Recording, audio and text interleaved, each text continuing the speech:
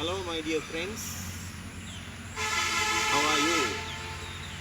I'm really happy to meet you once again to give you a very interesting video. And this inspirational video will surely give you a better understanding relating to some of the historically important places located in Tegol district. And to do that, I brought you here today to the birthplace of one of the greatest kings in Sri Lankan history. And you can see the monument the king built to commemorate his birth. And from now on, I'm going to show you all that with the relevant explanation. Okay, let's start to that.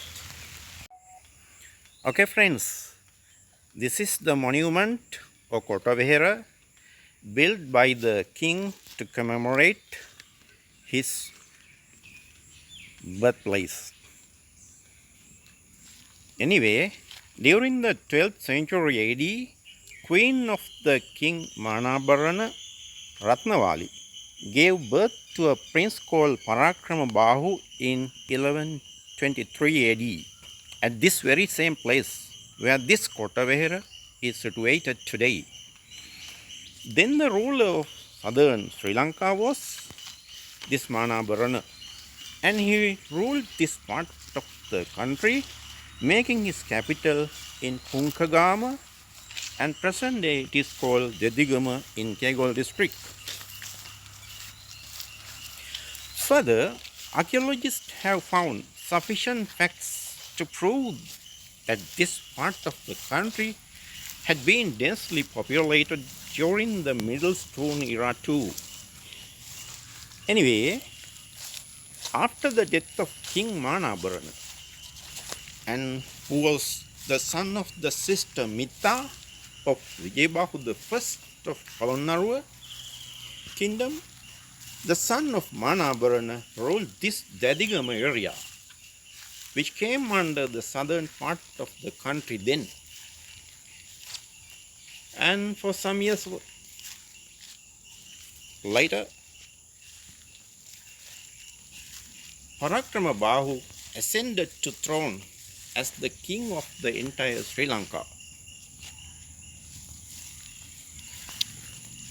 Parakrama Bahu I made his capital in Polonnaruwa after defeating all the South Indian Tamil invaders and later becoming the king. He built this Kotavihara on the very same place where he was born. Anyway, this historic place can be reached by two main ways. And one way is from Nelundenia Junction, which is situated on the Colombo Kandy Road. And from Nelundenia, you have to travel along Galapitamada road some 3 kilometers to come to this place. And you also can come to this place by means of Avisavella Kegol Road via Pitagal, Denia and Tuntota.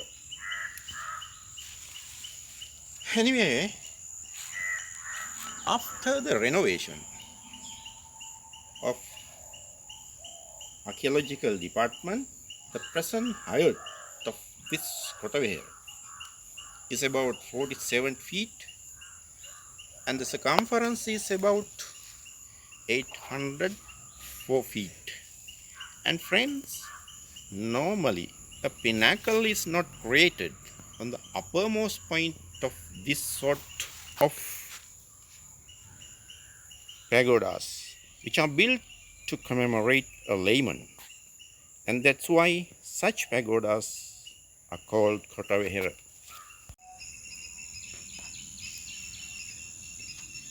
Okay friends, here you find on the top of the Kotavihara no pinnacle is found, And it is the nature of this sort of stupas of pagoda. Anyhow, by the excavation conducted under popular archaeologist called Dr. Charles Godokumbura in 1947, many valuable treasures have been discovered here, and some of them are today displayed for the public at the museum also located close by to this Kotavehera premises. And one of the most important findings is the special oil lamp made similar to the replica of a tusker or elephant, and it is displayed in Colombo National Museum today. And it works according to the air pressure system, and that shows the scientific knowledge the early men had.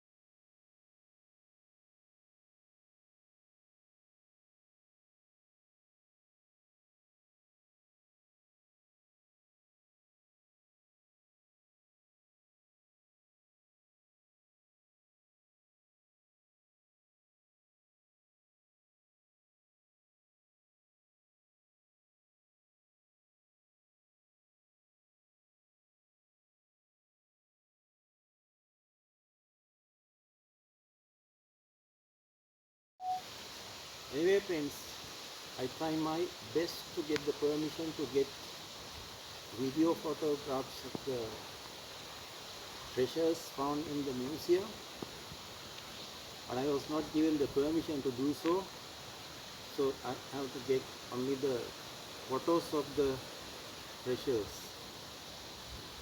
and you can see all that when you watch the video. Anyway, as this is one of the most important places in Sri Lanka, you better try to come here someday in future. And next, I'm going to take you all to another very historically important place located closer to the same area, and let's go there now. Anyway, friends, this is the other important place that I told you, and this is situated about 2-3 kilometers away from the Kotavehera site on the same road closer to Tuntota Junction in Holambua village area. And this is a cave temple today, but the original history of this rock cave goes back to the days of King Walagamba during the Anuradhapura period in the 2nd century BC.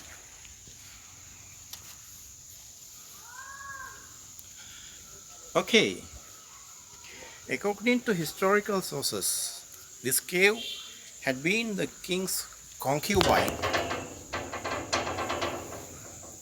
before this one became a temple.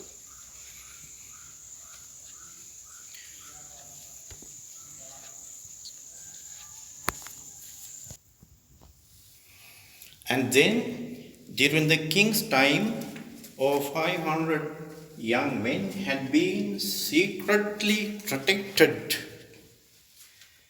here. And the natural rock pool you see here inside the cave has pure and crystal clear water.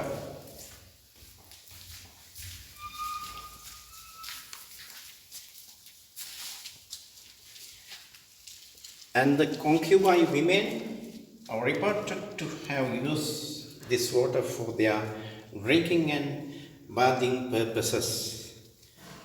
And outside the cave, but also closer to the inside pool, you find a similar rock pool today.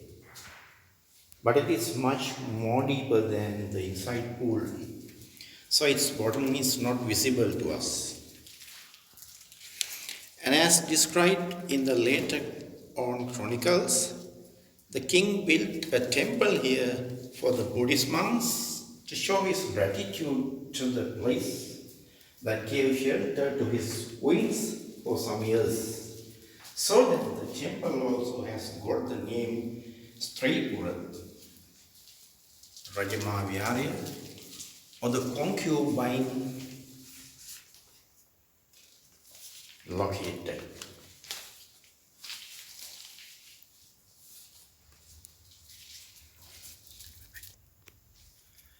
And you can see this is the dark cave where centuries ago, during the king's time, many young women or queens were housed. But it's very dark now.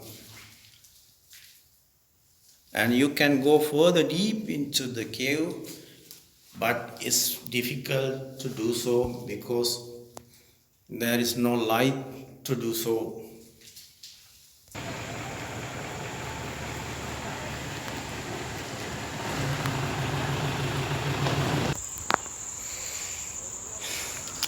Well, friends, this is the other important location that I have brought you all today. This is the place some hundreds years ago the Portuguese fortress stood. This is called Manicador Portuguese fortress, situated very close distance to Tuntota Junction.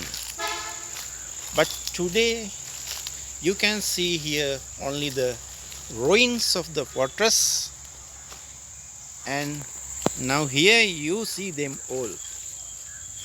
Okay, Manicador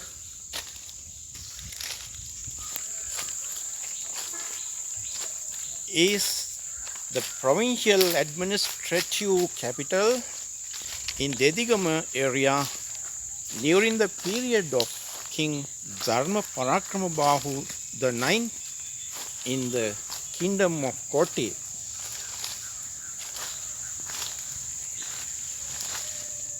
He ruled Kotte from 1489 to 1513 AD. And as described in the historical text, two brothers of the king Parakramabahu the Ninth of Kotte, Sri Rajasingha and Vijayabahu, are reported to have built this Manicador provincial administrative center. And some years later, understanding the military importance of Manicador area, the Portuguese general Don Jeronimo de Azevedo built a two-storied, very strong fortress here on this very same place, using bricks, granite and earth to launch attacks against the king of Kandyan kingdom, Vimala Dalma Surya the First in 1598.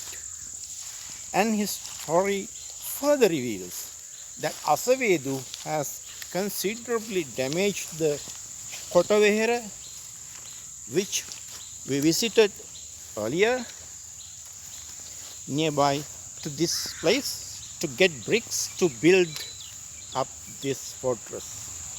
Moreover, this fortress is said to be the only impregnable Portuguese fortress during the Kotte period, and more than 500 Portuguese soldiers have found refuge here according to the historical facts. Today it has become only a barren land. Anyway, Portuguese abandoned this fortress around 1642 when the Dutch got hold of the power of the maritime areas of Sri Lanka.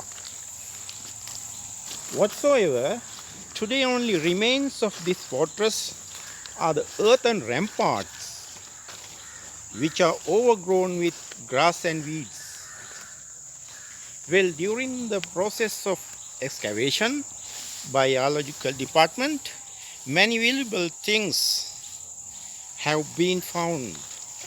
Also a stone plaque bearing the Portuguese royal emblem, and it is displayed in Colombo Museum today.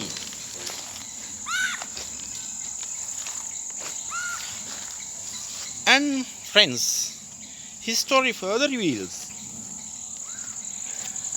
ruins of another similar kind of Portuguese fortress are found only 2 kilometers away from this fortress, somewhere in Colombo village close by to the banks of Gurgoda Oya. Villagers in this area say during the drought period, a huge Portuguese cannon too can be visible on the rocky base of the Gurgoda Oya. But today, all of them are vanished to the jungle. According to some historical reports, the present day Tuntotta sub-post office stands on the very place where centuries ago this Colombo fortress stood. Whatsoever, the exact location of this Colombo Portuguese fortress is lost today.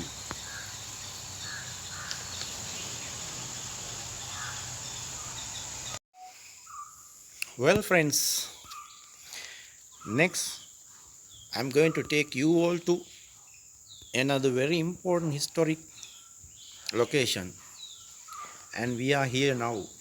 And this is called Lenagala Cave Temple, which is situated only few kilometers away from Dadigama. And this unique cave temple is built on a picturesque hill under a massive rock cave. And here you can see below the dripplage of the cave one of the longest cave inscription in Sri Lanka. And here you can see 47 Brahmian letters carved in the inscription. According to British archaeologist H.C.P. Bell, this cave temple goes as far as early Anuradhapura period, and it is believed to have been constructed by King Valagamba in the 89 to 77 BC.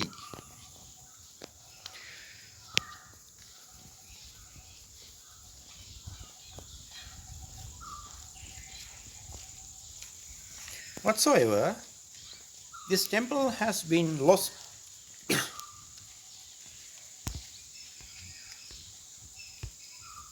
its grandeur during the British period.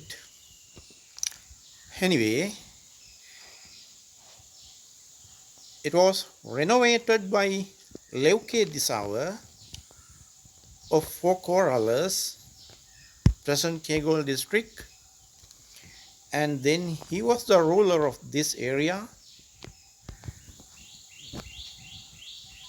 and history says that he did some renovation in this temple under the rule of King of Kandy Sri Rajasingha in 1802. This inscription located under the dripplage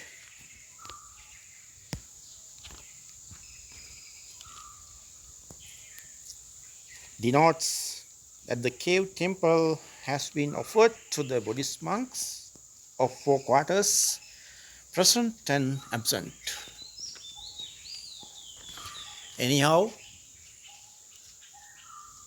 this rock cave under which this present day this temple stands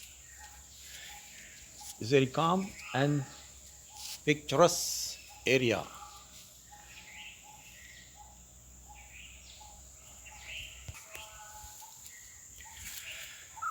Okay friends, behind this rock cave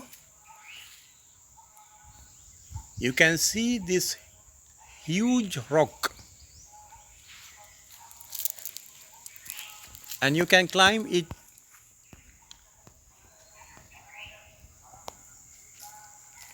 any time of the day whenever you come here. This is a very scenic rocky area and on the top of this rock several ruins could be found. The environment you find here is very beautiful and scenic. So, whenever you find time, please come here to enjoy all that. Okay friends. Okay friend, this is the pathway to climb the mountain. As there are steps, it's not difficult for you to climb up to the mountain.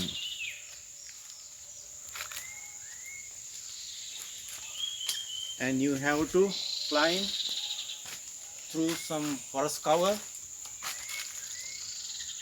rocky gaps, and through huge old trees. When you are walking along this path to climb the mountain.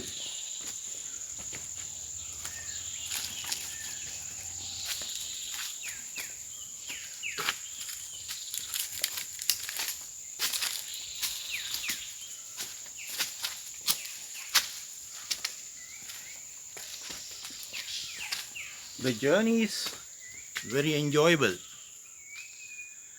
because environment is very scenic. Lot of animals are found inside the jungle here.